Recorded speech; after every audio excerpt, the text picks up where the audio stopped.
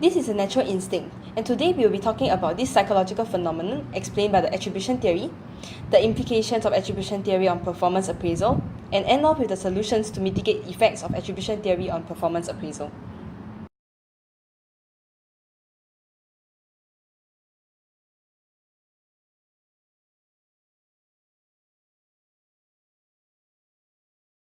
In this video, we will use Kelly's covariation model, formed on the basis of Hyder's discovery, to explain how people attribute causes to others' action based on three factors: consistency, distinctiveness, and consensus.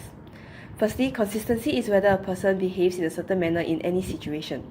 Let's take a look at our flaky friend Wen-Qi, who exhibits the same behavior every time her friends ask her out.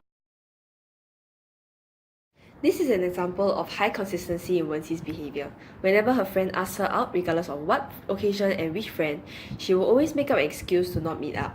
Hence, JP is more likely to think that Wen-Qi is just finding excuses for herself, which is an internal reason. Next, distinctiveness is whether a person behaves in a unique manner as compared to his usual nature, and here is an example of Kelly displaying high distinctiveness in her behavior. Kelly is a joyful person and laughs very easily at almost everything. It is in her nature to be a cheerful person, but it will be very distinct and obvious if one day she stops laughing at jokes that her friend tells her. Kelly's friends would sense that something may have happened to her to cause a difference in her usual behavior.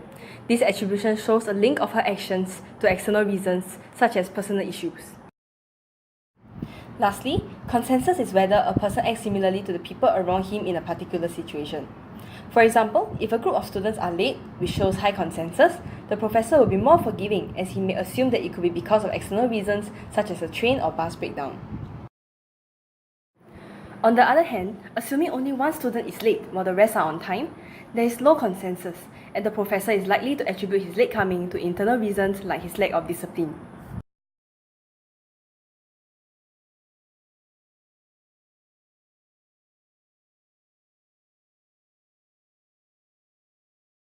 Here we have an example of when a supervisor appraises an employee too leniently because of her judgment made of the employee based on consistency.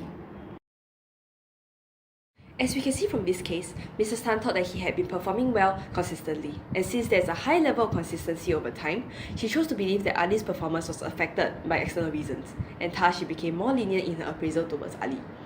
But for another case, Mrs. Tan shows a different judgment of Kelly based on the consensus factor. In this case, there was low consensus as everyone else were hitting their targets except for Kelly.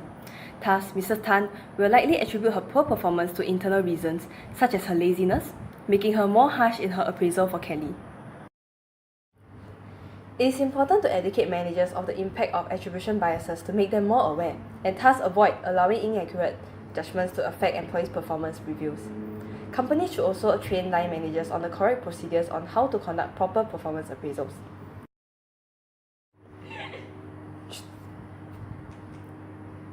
Using a balanced scorecard as a performance metric will allow supervisors to conduct performance appraisals in a holistic manner, instead of basing it on their own judgments. It is good to give the employee an opportunity to review himself and appeal if he realizes any mistakes with his supervisor's appraisal. One-to-one communication is very time-consuming for supervisors, especially in large companies. Thus, it is good for HR to set up an appraisal appeal process to ensure efficiency of performance appraisal appeal for all employees.